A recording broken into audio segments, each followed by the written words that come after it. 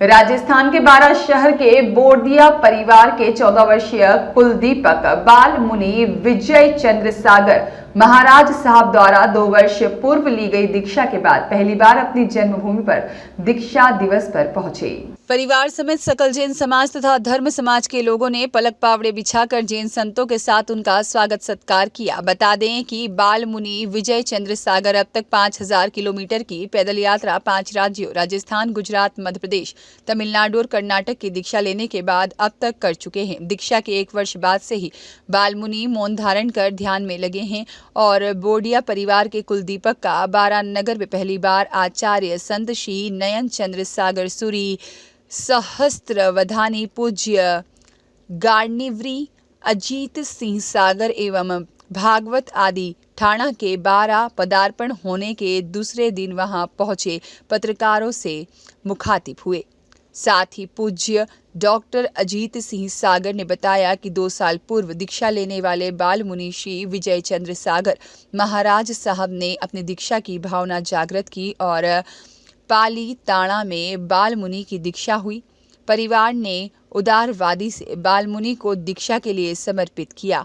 साथ ही यही बाल मुनि 2 वर्ष पूरे होने पर अपनी जन्मभूमि पर पधारे तो सभी सकल समाज ने बहुत अनुमोदना की। मुनि श्री डॉक्टर अजीत सिंह सागर ने बताया कि दीक्षाधारी बाल मुनि विजय चंद्र सागर ने आगम के 750 श्लोक के साथ कंठस्थ किया है और 32 मिनट में आगम के ग्रंथ को सुनाकर आश्चर्यचकित कर दिया। मुनि श्री डॉक्टर अजीत सिंह ने आशा व्यक्त की कि यह बाल मुनि आने वाले समय में काफ़ी उपलब्धियां हासिल करेंगे क्योंकि उनकी जो जिज्ञासा है और मौन साधना है उसका ही प्रतिफल है। उन्होंने बताया कि जैन शासन के 45 आगम में से एक आगम दर्शली लोक के 750 कंठस्थ श्लोक ही याद हैं। वहीं शनिवार सुबह यही 750 कंठस्थ श्लोक मात्र 32 मिनट में धर्म सभा में सुनाए। उनका मानना है कि राजस्थान, मध्य प्रदेश, तमिलनाडु, गुजरात आदि राज्यों में 4 वर्षीय बाल मुनि अपने द्वारा कंठस्थ श्लोक के माध्यम से अपनी धर्म विद्या ज्ञान को जन जन तक पहुंचाएंगे। उन्होंने समाज और जनता को संदेश दिया है कि ज्यादातर लोग धर्म से जुड़े, दूसरों के दुख को भी अपना दुख माने। हर व्यक्ति अपने लिए जीवन जीता है पर अपनी चीज छोड़कर दूसरों के दुख सुख में काम आए वही जीवन है। दूसरों के दुख के लिए अपना सुख छोड़कर उनकी मदद करना ही सच्चा सुख है। और यहाँ पालीताना में दीक्षा हुई। पालीताना में भव्य दीक्षा संपन्न होने के बाद 2 साल के बाद विश्राम करते करते परिवार के खूब आग्रह को ध्यान में रखते इस बार हमारा राजस्थान कोटा और बारा के अंदर क्षेत्र में विचरण हुआ।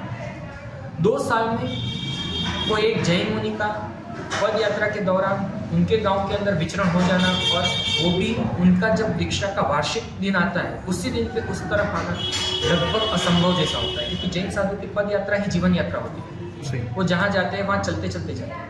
कई बार ऐसा होता है, जैसे हमारे गुरुदेव श्री की बात करें तो हमारे गुरुदेव श्री की दीक्षा आज से करीबन 44-45 साल पहले रतलाम में हुई। 45 साल में एक भी दिन ऐसा नहीं आया कि उनकी दीक्षा के दिन वो रतलाम में हाजिर हो। आज तक ऐसा पहली बार हुआ है। पर हाँ, उनके जीवन के अंदर बहुत जल्दी से हो गया और ऐसा लगभग असंभव जैसा होता है ये हो गया जो जैन साधु के जीवन में नहीं हो।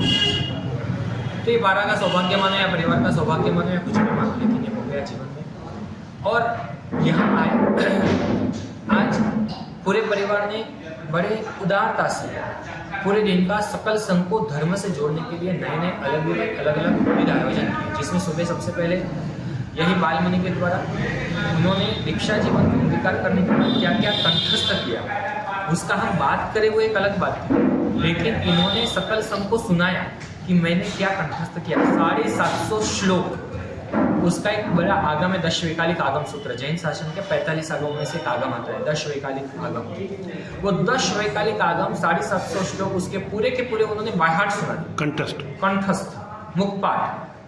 मतलब आज व्यक्ति को 10 नंबर याद नहीं रहते मोबाइल, उसके सामने इन्होंने 750 श्लोक कंठस्थ भी किए और उसको अस्खलित प्रवाह से बोलते बोलते केवल 32 मिनट में 750 श्लोक। अगर इसको आप अक्षरों के अंदर गिनने जाओ ना तो 1 मिनट के अंदर करीबन इन्होंने लगभग ऐसा समझ लो कि 25 से 30 गाथा सुनाए सकल संघ को कम से कम।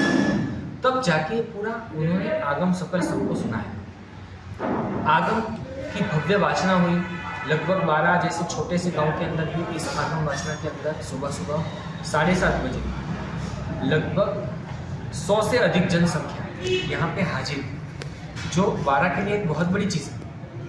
7:30 बजे इतना छोटा जैन समाज भी इकट्ठा हो गया। जब यही बात उन्होंने रतलाम में आगम सुनाया था तब 1000 लोग हाजिर, और उतना ही नहीं, उन्होंने अपनी मेमोरी में अपनी एकाग्रता इतनी हासिल की है कि उसके बाद लगभग 6 घंटे में जब आचार्य भगवान ने इनको बताया कि आप कितना याद रख सकते हो, चलो मुझे देखना है, तो 6 घंटे में इन्होंने 350 गाथाएं कंठस्थ की, जो लगभग बहुत कम जैन मुनियों में ऐसी तेजस्वी याददाश्त देखने को मिलती है, लेकिन उन्होंने करके दिखाया। वैसे तो कई सारे उन्होंने कीर्तिमान हासिल किए हैं। संभव है कि ये बाल मुनि नज़दीक के समय में अपनी और तेजस्वी प्रतिभा लोगों के समक्ष प्रदर्शित करेंगे, जिसको शतावधान कहा जाता है, कि एक साथ जनता में से पूछे गए 100 सवालों को एक बार सुन के याद रख लें। हमारे गुरुदेव के कई सारे शिष्य ऐसे उपलब्धि हासिल कर चुके हैं, लेकिन ये बाल मुनि भी, इनको किसी ने सिखाया कि कैसे किया जाता है, लेकिन उनकी खुद की एक आंतरिक प्रतिभा ऐसे विकसित हुई है जिसके माध्यम से वो ऐसी क्षमता को हासिल कर चुके हैं। नज़दीक के भविष्य में हो सकता है कि राजस्थान में या फिर मध्य प्रदेश में ये एक भव्य प्रसंग जनता के समक्ष होगा और वो अपनी शक्ति के दर्शन जनता को करवाएंगे। तो आज सुबह आगम वाचना हुई, तत्पश्चात सकल संघ को भगवान के भक्ति में जोड़ने के लिए गोल्डिया परिवार और 12 जैन संघ के द्वारा एक परमात्मा के अभिषेक का आयोजन हुआ भव्य, जिसमें करीबन 100 लोग जुड़े। और अब वापस दोपहर को मध्याह्न में 3 बजे के आसपास लगभग सकल जैन समाज और अदर्स कम्युनिटी के भी जो लोग हैं, सब लोगों के लिए मध्याह्न को धर्म सभा रखी जाएगी, जिसके अंदर जब जनता को धर्म क्या है और धर्म की बातें क्या है वो समझाई जाएगी, सिखाई जाएगी। और शाम को वापस परमात्मा की संध्या पूजा होगी और भगवान की आरती होगी। ऐसे पूरे दिन जनता, जब इनका दीक्षा का दिन है, तो परिवार ने सोचा और संघ ने सोचा कि हम ऐसा कैसे करें कि पूरा दिन हमारा भी धर्म में बीते। और धर्म में बिताने के लिए आज 12 संघ के अंदर शायद ऐसा हो रहा है कि सकल जैन समाज जितना भी है, जो नवकार मंत्र को मानते हैं, वो सारे जैन समाज के लोग आज यहाँ पे जुड़े। उसके लिए तीनों टाइम का स्वामी वात्सल्य कि सब लोग जुड़ो और धर्म में रहो, और ऐसा भव्य आयोजन हुआ है। आज गुरु भगवान का 12 में आगमन हुआ था कल, और आज ये पूरा प्रसंग हुआ। कल यहाँ से पशु पक्षी चिकित्सालय जाएंगे, जहाँ पे जितने भी जीव है, अबोल जीव, उनको ये बाल मुनि अपने मुख से सब जीवों को नवकार मंत्र सुनाएंगे। और सभी जीवों को, वैसे भी ये छोटे से बाल मुनि जब दीक्षार्थी थे और दीक्षा के बाद भी उनके जीवन का सबसे ज़्यादा कोई गुण हो, बड़ा महत्व का, तो वो गुण है जीव दया। उनके पास 200 रुपये भी अगर जेब में थे दीक्षा से पहले, तो वो अगर कोई बोले कि जीव दया का कोई आयोजन हो रहा है तो 200 रुपये सबसे पहले अपने को वहाँ लिखवा लेंगे। तो इनकी एक भावना कि जीवों को ऐसे ज़्यादा से ज़्यादा शता मिले, तो इसी की वजह से कल सुबह वहाँ पशु चिकित्सालय जाएंगे, पशु पक्षी चिकित्सालय, वहाँ पे सारे जीवों को नवकार मंत्र बाल मुनि जी सुनाएंगे। और फिर उसके बाद 12 जैन तीर्थ के अंदर पोष दशमी का भव्य अट्ठम सकल राजस्थान संघ के जितने भी लोग हैं सब आना चाहते तो उनके लिए सीमित संख्या में, क्योंकि वो तीर्थ निर्माणाधीन तीर्थ में सब लोगों की व्यवस्था नहीं हो सकती, फिर भी जितने लोगों की व्यवस्था होती है वैसे कम लोगों को भी एक अट्ठम की शुरुआत परिवार की ओर से आयोजित होगी। तो वहाँ पे भव्य अट्ठम तक का भी आयोजन होगा। आचार्य भगवान की निश्रा में एक सुंदर सा आयोजन हो रहा है। और ऐसे अमित जैन की रिपोर्ट। संत कदम धार्मिक चैनल देखें डिजियाना केबल के चैनल नंबर 625 पर।